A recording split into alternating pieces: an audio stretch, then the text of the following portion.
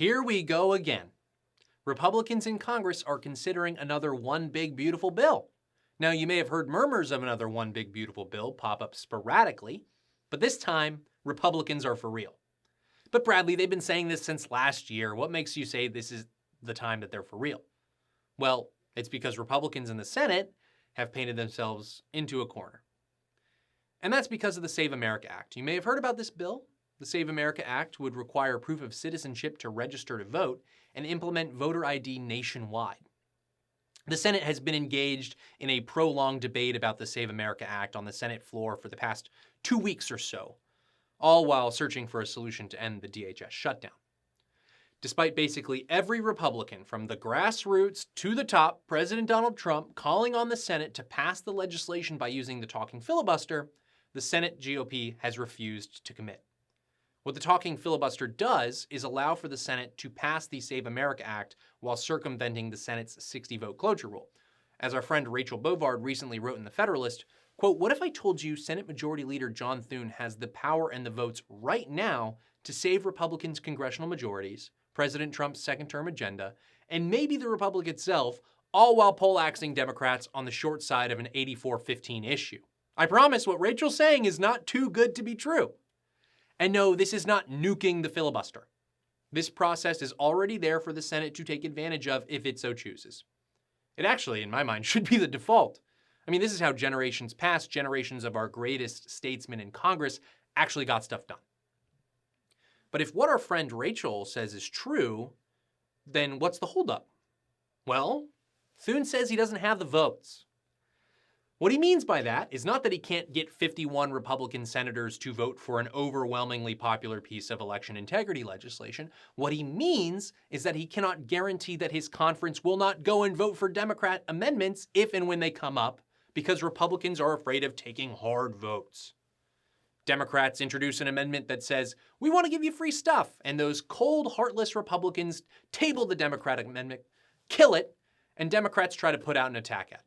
That's what Republicans fear. They fear this apparently more than our elections getting hijacked by illegal immigrants. Mind you, Republicans in the majority kill Democrat amendments all the time. This is what you do when you're in the majority.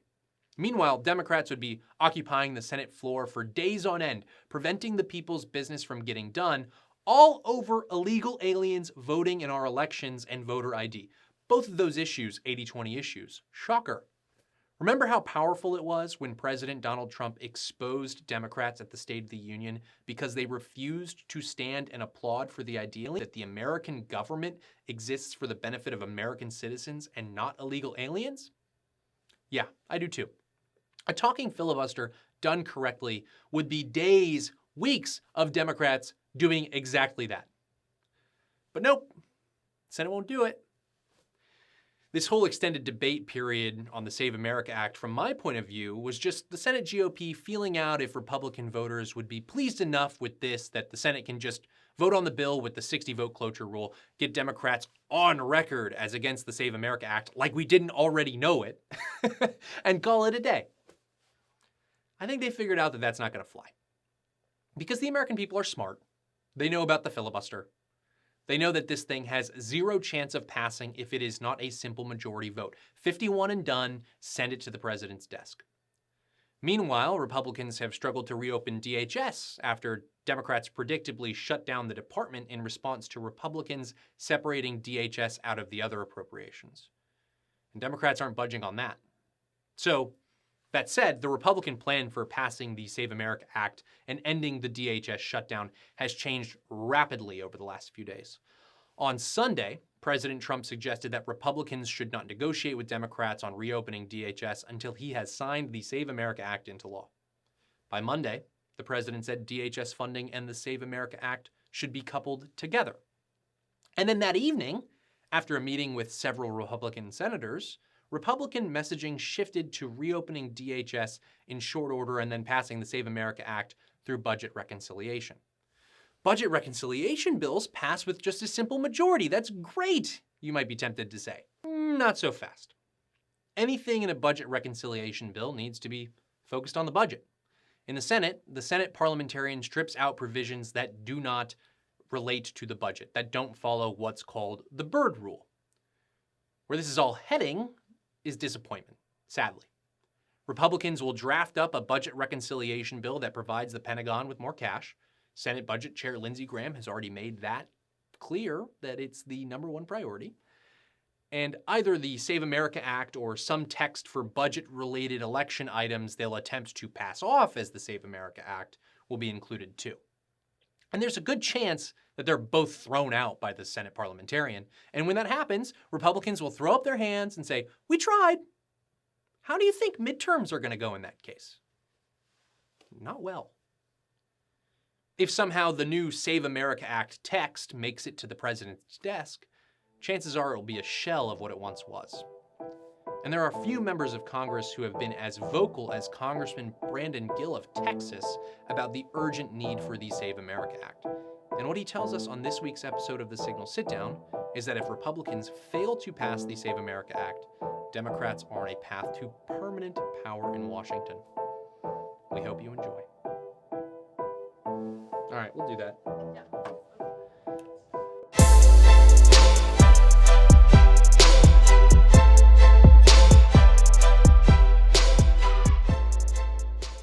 Thank you so much for tuning into the Signal Sitdown, but before we get to the interview, we'd love it if you'd hit that like and subscribe button on YouTube, Spotify, or wherever you may be joining us. And please remember to give us a 5-star review because we love your feedback. Remember, it's your government, and together we'll expose how it really works and how to affect real change. Without further ado, here's the interview. Congressman Brandon Gill, welcome to the Signal Sitdown. Man, it's good to be here, Bradley. Last time we had you on, you were just coming into Congress. That's right. You spoke to us about what it's like for a new member of Congress. Congress took us inside that process. Yep. And it's been a bit of a busy 15 months for you, yeah? Yes, it has. It's been an intense, action-packed 15 months. I told some friends who watched the show that I was going to have you back on this week, and they were excited for it, and they said, first thing that you need to ask is, how does he come up with his questions in congressional hearings?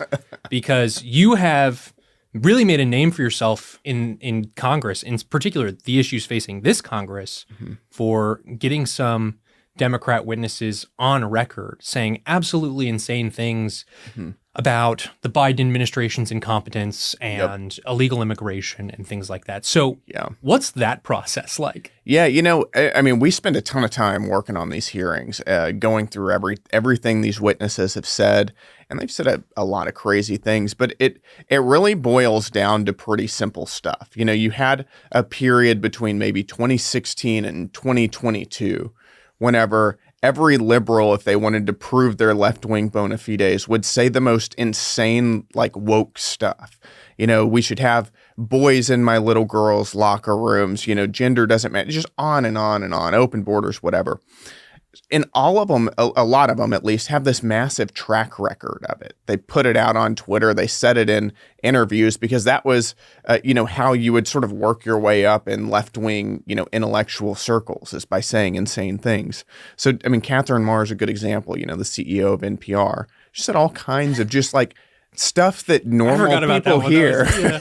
Normal people hear, and they're like, you're insane. You shouldn't be in any leadership position, much less one that is funded by taxpayers. You're going around talking about how white people inherently feel superior to other races, about how America's addicted to white supremacy, running articles about fat phobia and about transgender dinosaurs. I mean, just stuff that normal people don't think. So I say that because there's a lot of content that the left has given us. We just have to find it and use it. Yeah, the Tyrannosaurus Rex. It's just such a deep catalog because of this woke fever pitch. But you said something really interesting there, which was they viewed it as a way for their own elevation. Yep. So the question, I think, for you probably as you're sifting through this data, and for all of us watching at home, is how many of these people are true believers? Yeah. And how many of them are just pantomiming? They don't have any principles, actually. They're just going where the wind blows. Right. I think that is probably the most interesting question, I think, because, and just to go back to Catherine Maher, to use her as an example, whenever I asked her about all of this stuff, she didn't want to straightforwardly say that she does think that white people feel superior to other races or any of this stuff. She wanted to backtrack completely. And yet she's got, and yet she's said this, multiple times, all this stuff. So I think that, I think that a lot of this is these are just, like C.S. Lewis writes about men without chests. These are just hollow people who will do and say whatever it takes to get ahead. And if the predominant, sort of social ethos is far left, woke, weird stuff, that's what they're going to be. And whenever the pendulum swings the other way, they'll completely act like they never held any of those views. And I think our job should be to make sure that everybody else who is outside, all normal Americans who are outside of these left-wing circles, can see how hollow these people actually are. Mm-hmm. That these actually are not just, that these are actually bad people.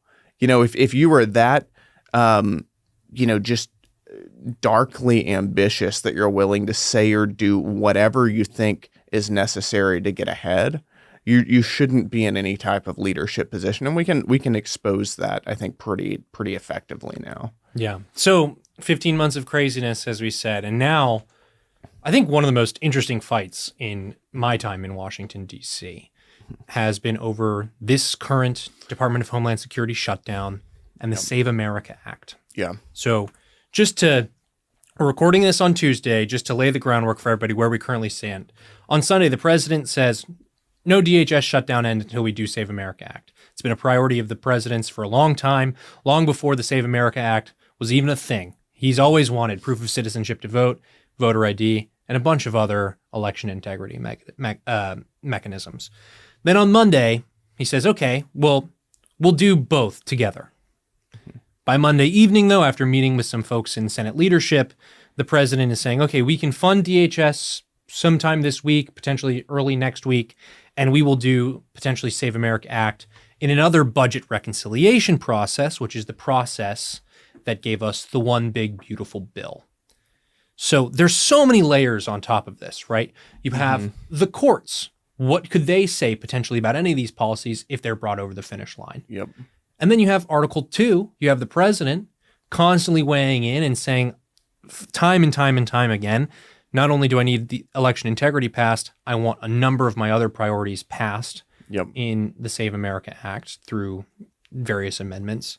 And then, of course, Article 1. But inside Article 1, you have the House dynamic and the Senate dynamic. Right now, this is a Senate-driven process. Yep. You are a member of the House. You are one of several lawmakers that says, let's keep the main thing, and that is election integrity through the Save America Act. So, first off, why is this piece of legislation so important?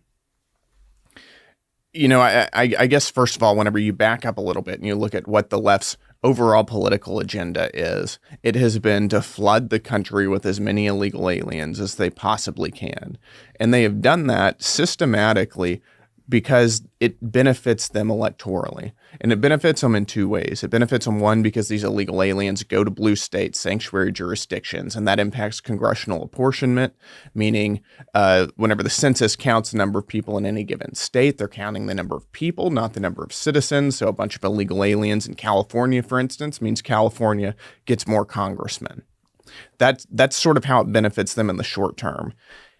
In the long term, what Democrats have been pushing for is a path to citizenship, which means amnesty, which means voting rights, and they're making the bet that we'll let you guys become citizens and you're going to vote for us forever.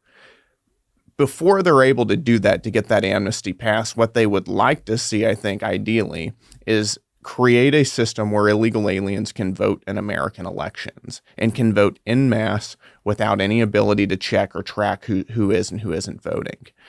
They believe that will help them politically, that will help them at this midterm and going forward. I think what we're saying with the Save America Act, and it's something we've been talking about for a long time as Republicans, is that we need election integrity. We need to have confidence that whenever you're voting, that you're not, one of, 10 people who are voting, knowing that, 3 of those 10 are illegal aliens, or people who shouldn't be voting in our election system. Every time an illegal alien votes in our election system, it disenfranchises an American citizen by canceling out their vote. So what we want to ensure is only the people who are citizens are voting.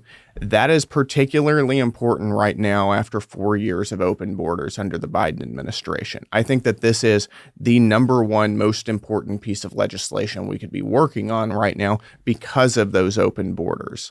So that's a long way of saying this is not only is election integrity important in its own right, but given the context of the number of illegal aliens in the country right now, it is particularly important to ensure that the left isn't essentially rigging our elections in their favor. So the other piece of the puzzle here is the DHS shutdown. Yep. It's been shut down since Valentine's Day, and it's been difficult for the Senate to find a way to reopen this thing.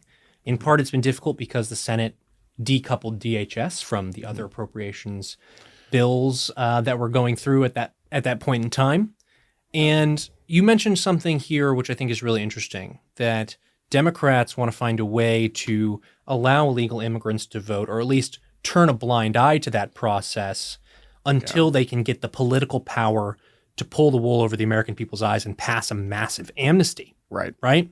Right. Well, one of their demands to reopen DHS, which is these series of reforms to ICE, is no ICE enforcement near polling places. Yep. I have been reliably informed by the Democrats that illegal immigrants don't vote in American elections. Why then would they try to stop ICE from operating there? Exactly. That's the question we should all be asking. And it's so important that we connect what's happening with the Save America Act to the DHS funding. With DHS funding, the whole reason that we're in this position to begin with, there was a bipartisan agreement, because you have to have bipartisan agreement to get any bill out of the Senate, because you need that 60 votes, unless you do a talking filibuster.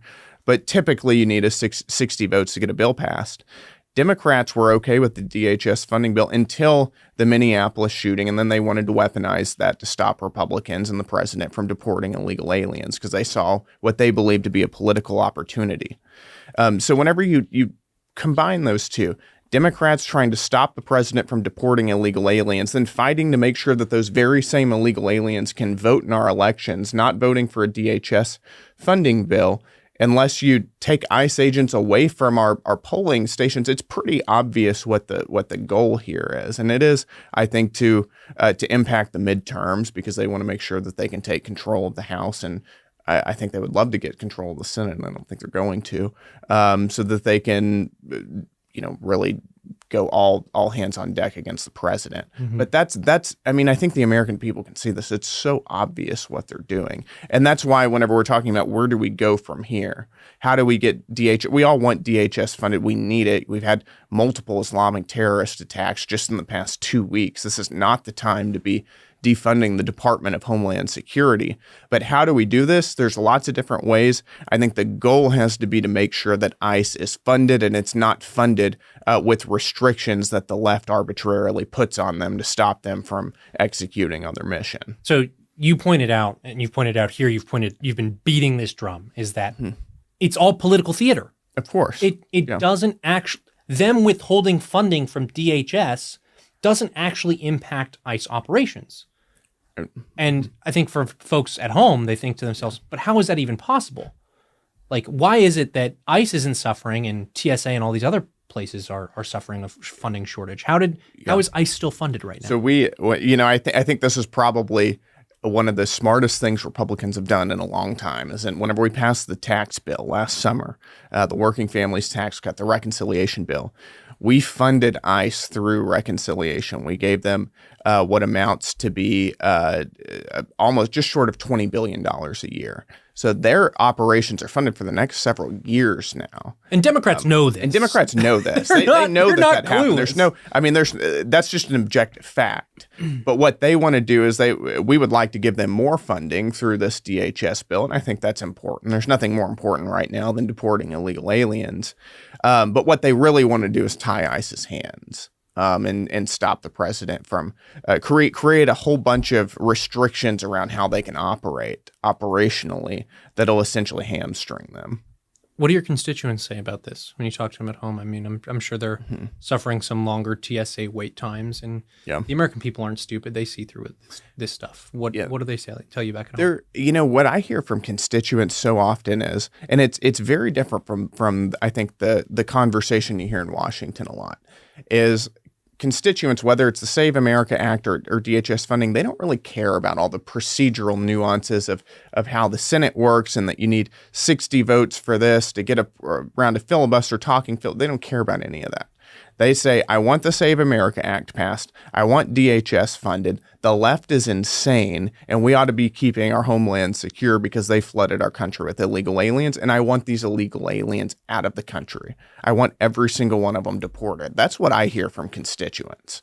And again, it's so easy to get caught in this Washington bubble, in this, just this godforsaken city where nobody seems to realize how people outside of this town think. They want their country back, and that's what I hear. Right. And folks, in this town reading the pages of the Wall Street Journal and National Review with the latest conservative lawyer saying, actually, imagine what the Democrats will do to us if they get power back. Yes. The Democrat current trajectory is permanent power in Washington, D.C. if this doesn't get done. Yeah, I don't have to imagine what they're going to do to us because we saw what they did to us. I mean, what worse could they do to a country than flood it with 20 million hostile foreigners? I mean, there are few things that you can do that systematically disrupt a civilization than that. Mm-hmm. That impacts social services, healthcare, education, the quality and sort of the cohesiveness and social trust within local communities. I mean, it disrupts every part of American life. We saw what they're going to do to us if they get into power. Now it's our turn to turn these people away and actually to use the power that voters gave us. You mentioned the rise in terror attacks, Islamic terror attacks since Operation Epic Fury started, and of course, DHS has been unfunded throughout that period of time. One of those terror attacks in Austin, your home state, property of Allah sweatshirt on the shooter, and reportedly, though I don't think I've seen an image of it, reportedly a shirt with the Iranian flag on it. And Democrats in Washington, D.C. have been bending over backwards not to condemn, or always couch their condemnations in very neutral, all violence is bad statements, or saying, yes, this was a terrible terror attack, and actually it's Trump and Republicans' fault. What do you say to the Democrats who have been seemingly walking on eggshells about the issue of Islamic terror? Yeah, I mean, I would say you've got, again, a disconnect between Democrats in Washington and the rest of the country. And I think most of the country has noticed a pattern that whenever you hear somebody scream Allahu Akbar in a public area, you need to get away because a bomb is going to go off or somebody's going to get shot up. It's very different than a Christian saying God bless you, or hearing other blessings from other religions. Whenever you hear it in the name of Islam, you're probably going to get killed. And that's just a basic cultural truth we ought to acknowledge, and I think most people see. This is a damning indictment of American immigration policy. Most people, again, put Democrats in Washington aside, most people recognize that we shouldn't allow terrorists or somebody who is likely prone to terroristic violence into the country, legally, illegally at all. They should never come here. And yet you think, I wonder if there was some way we could have predicted that this Muslim guy from Senegal named Mohammed Jahul or whatever his name was, is likely to be a terrorist. I wonder if there's some way we could have predicted that. I mean, we can use some common sense here and recognize basic patterns that can keep our people safe.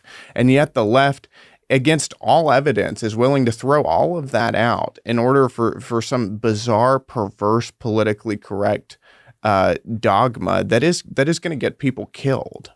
So you have joined the Sharia Free America Caucus. We've done a lot of reporting on that at the Daily Signal, and started by 2 Texas reps. You have joined. Mm-hmm. It's I think it's the fastest growing group in Congress right now. Explain to me what caused you to join this group. Why are there so many Texas members involved? Like, there's something, I believe something really concerning, of course, about the rise in radical Islamic terror in the United States. But this group is meant to project forward on what the United States could become if more and more and more refugees or asylees or immigrants are let in from these countries?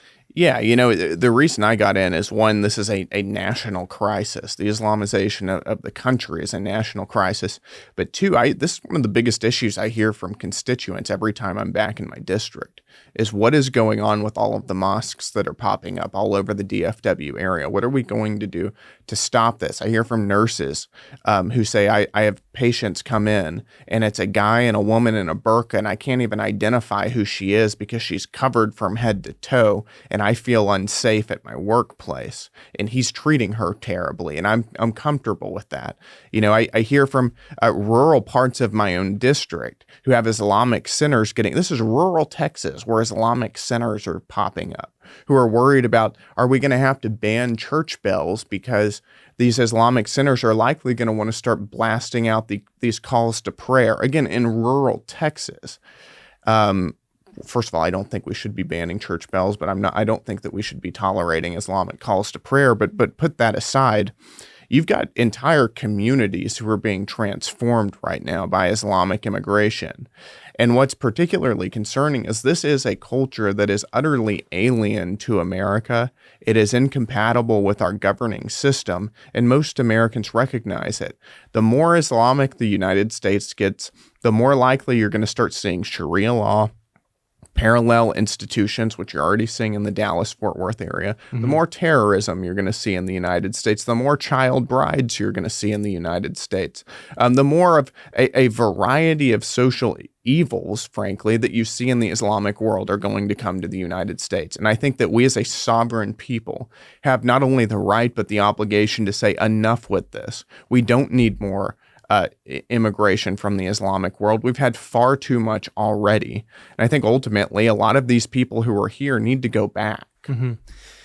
It's, you see this lowest common denominator dialogue on Twitter quite a lot. But, there's folks who say, well, if the church bells exists, then also the call to prayer needs to exist. And that's consistent with the First Amendment. And in my mind, if you are incapable of differentiating between church bells and the call to prayer, I think that's a failing on your part. I don't think it would be a failing on the law's part. Or if it is ultimately a failing on the law's part, I think people would be okay with changing that law. It's just so fundamentally different. Pleasant church bells ringing, and masses starting versus 5:30 in the morning. I know because I've been to Muslim countries, unlike a lot of these armchair warriors on Twitter.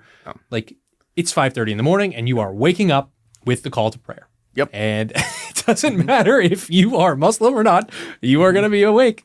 So here's where things are with SAVE and DHS. You've outlined it wonderfully, I think.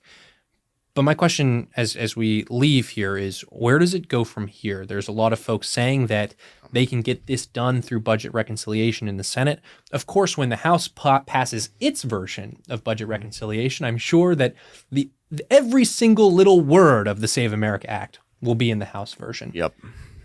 But whether or not it survives the Senate and the bird bath, which is the process by which policy changes that are not budgetary are removed from the budget reconciliation package, whether or not it will survive the bird bath. So where do you think the Save America Act goes from here? What should Republicans in Congress do? Well, what should they do is the Senate should use the talking filibuster, which does not require change in Senate rules, just a change in Senate precedent in order to get the Save America Act signed into law. We passed it out of the House twice. The Senate can do the same thing. Now, what you're hearing now is talk that perhaps we won't go down that path, and as you said, we'll try to put Save America as part of a reconciliation bill. If that is possible, I'm all for it. But I have not heard a single person make a cogent case that Save America Act is birdable, that will pass muster in the Senate. If it is, great, but I do not think that we should be getting our voters and the American people's hopes up that that's going to work. I think we need to go back to the talking filibuster and get it done in a method that, again, is sure to get this signed into law. The purpose of all of this is not to message. It's not to put Democrats up for on record being against voter ID. They're already against all of that. It's to get this on the president's desk. And candidly, I don't think reconciliation is the way to do that. I think that if it were, we likely would have done it in the first reconciliation bill, but we didn't. There are legal restrictions as to what can go in a reconciliation bill. That's why you have that 50 plus one vote threshold for reconciliation that you don't have for other bills. And that's because everything that you do in reconciliation has to have a nexus to the budget. And I just simply don't think this does. If it does, I'd love to see it. But I think that unless this is written properly in a way that is probably a little different than the text we currently have, I don't think that we should be going down that path. Well, it's fascinating times. Article 1 at war with each other, Article 1 and Article 2 having their classic age-old debates. Everybody in this town hates the filibuster except for the Senate. Mm-hmm. Congressman Brandon Gill, thank you for coming on the Signal Sitdown. Thanks for having me.